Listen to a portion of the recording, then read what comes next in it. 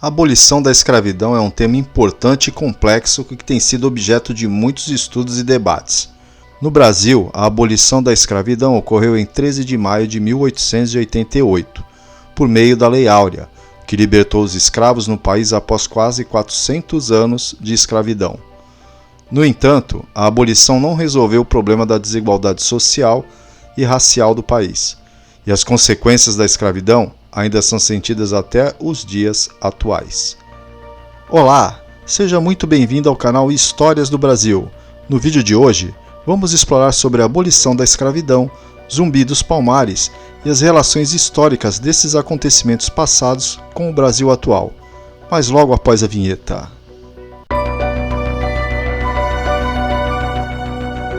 A abolição da escravidão foi um evento histórico que marcou o fim de um sistema de exploração e opressão que durou mais de 3 séculos no país. A escravidão no Brasil começou no século XVI, com a chegada dos portugueses, que trouxeram os primeiros africanos para trabalhar nas plantações de cana-de-açúcar.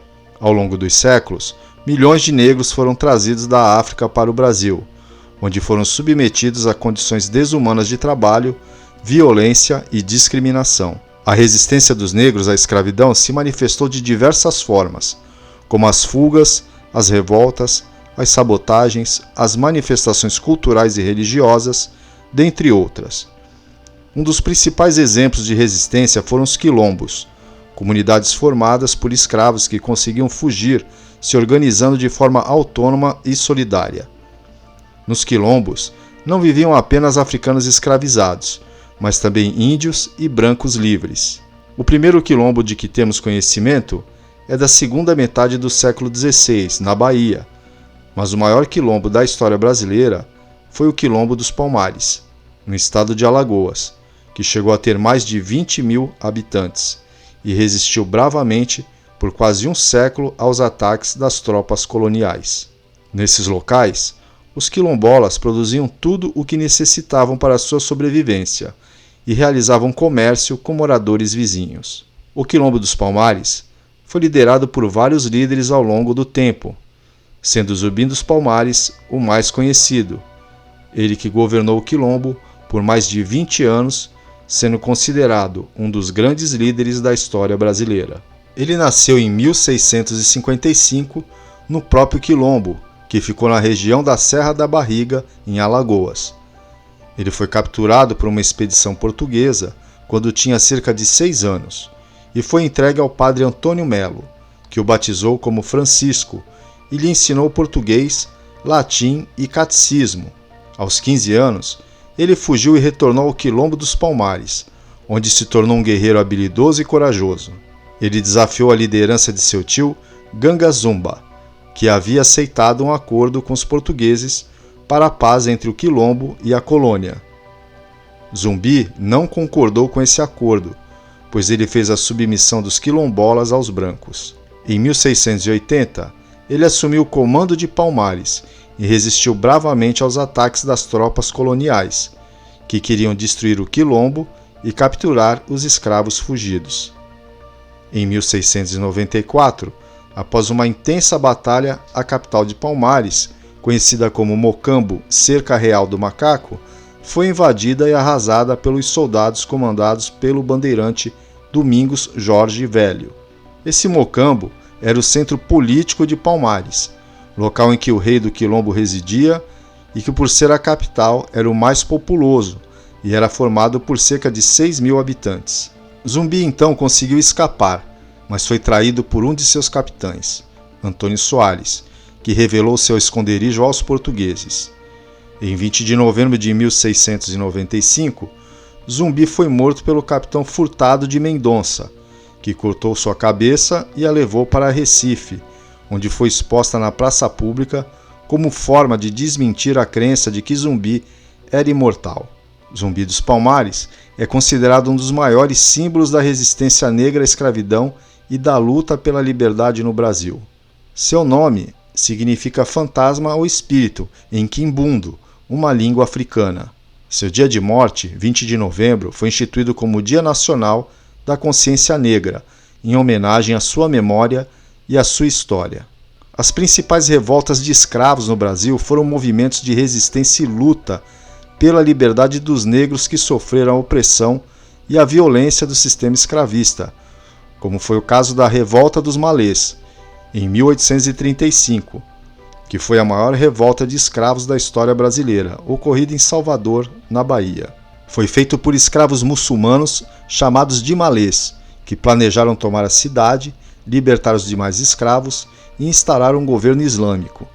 A revolta foi reprimida pelas tropas imperiais, com muitos mortos, feridos e deportados.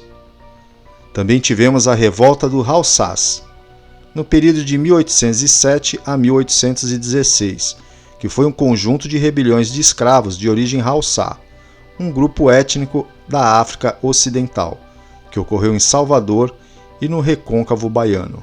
Os Haussás eram em sua maioria muçulmana e tinham conhecimentos de leitura e escrita em árabe. Eles se organizaram em grupos armados e atacaram fazendas, engenhos e igrejas católicas, buscando a liberdade e autonomia. As revoltas foram duramente reprimidas pelas autoridades coloniais, que temiam uma insurreição geral dos escravos.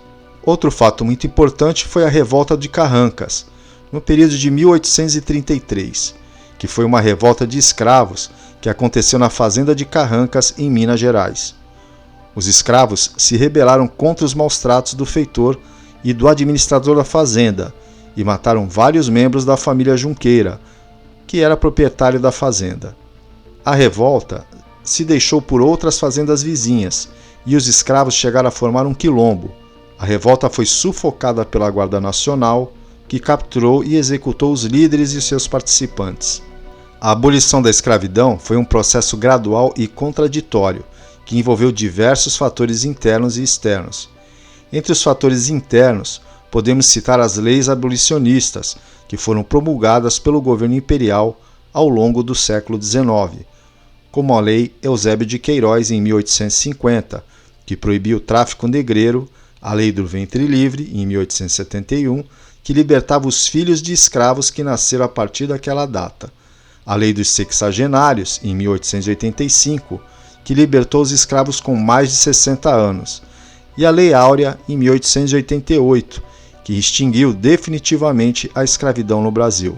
Essas leis foram resultado da pressão de diversos setores da sociedade, como os abolicionistas que defendiam o fim da escravidão por razões morais, políticas e econômicas, os próprios escravos, que lutavam pela sua liberdade, e os imigrantes europeus, que ofereciam uma alternativa de mão de obra para os fazendeiros.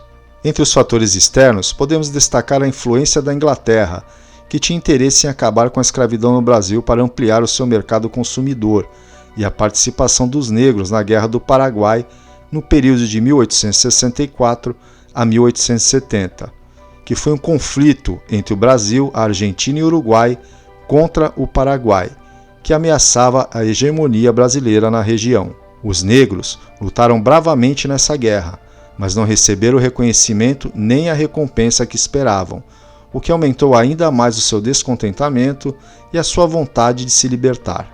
A abolição da escravidão, porém, não significou a inclusão dos negros na sociedade brasileira. Após a libertação, os negros não receberam nenhum tipo de assistência ou reposição do Estado e tiveram que enfrentar a discriminação, a pobreza, a marginalização e a violência. A República, proclamada em 1889, também não trouxe benefícios para os negros, que foram excluídos do direito de voto, da educação, da saúde, do trabalho e da terra. A elite brasileira preferia contratar imigrantes europeus, que eram vistos como mais civilizados e produtivos do que os escravos, eles que eram vistos como inferiores e preguiçosos. As consequências da escravidão e da abolição ainda são visíveis na sociedade brasileira atual, que apresenta altos índices de desigualdade social, econômica e racial. Os negros ainda sofrem com o racismo, o preconceito, a violência, a falta de oportunidade e de representatividade. A luta pela valorização da cultura e da identidade afro-brasileira, bem como pelas forças históricas e pela garantia de direitos, continua sendo um desafio para os movimentos sociais e para a democracia no Brasil. E você, o que achou sobre esses acontecimentos importantes da nossa história e das semelhanças entre o Brasil de ontem com o Brasil desses últimos tempos? Deixa aqui embaixo nos comentários a sua opinião.